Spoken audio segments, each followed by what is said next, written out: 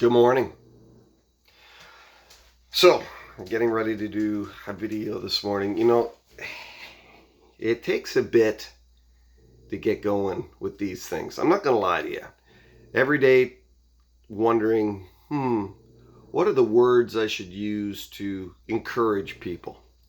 And you'd think that that would be the only thing I think about, but there's a few things. And this morning, the thing that I thought about is, if I don't clean up my kitchen, you guys are going to think I live like a pig. Because, well, I don't, but when Benita's not here, well, she'll tell you I'm probably not the neatest guy in the world. And before she comes home, I have to do a really deep clean to this apartment because, well, I haven't in a while. So the floors are a little sticky and the walls are a little gummy and things are growing. No, it's not that bad. Well, maybe in some places. But for the most part, it just needs to be cleaned. But before I put a video on, I kind of straighten up around me so you don't really see the mess. I hide it so you can't see it. Sound familiar? How we hide things so God doesn't see it? And we think we can get away with it. And sometimes it's sin. Sometimes it's that secret sin that we just want to keep in our pocket and not address and not deal with because at the end of the day we really like it. But we hide it so people don't see it. We hide it so God doesn't see it.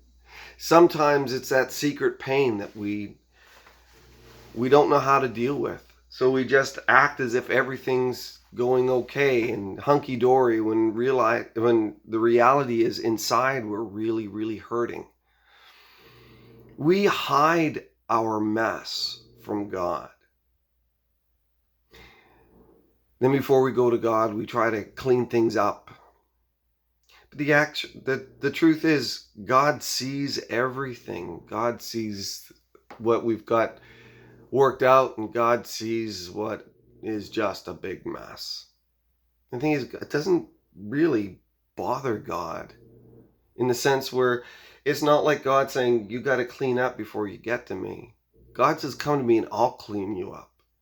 Sort of like I'm going to have to hire somebody to come and really help me clean this apartment because that's out of my toolbox. I can build things and I can do a lot of stuff, but deep cleaning is just not my bag. And I need someone to help me. Martha, that means you. But God just wants us to come. God just says, come unto me, all you who are weary and heavy laden, and I will give you rest.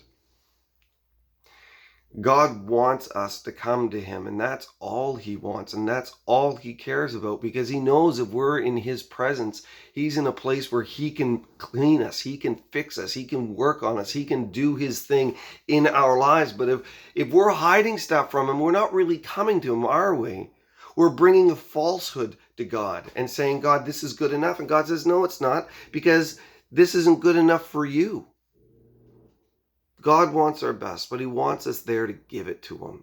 So this morning, I'd encourage you to ask God to search your heart. Say, God, see if there be any wicked way in me and lead me in the way everlasting.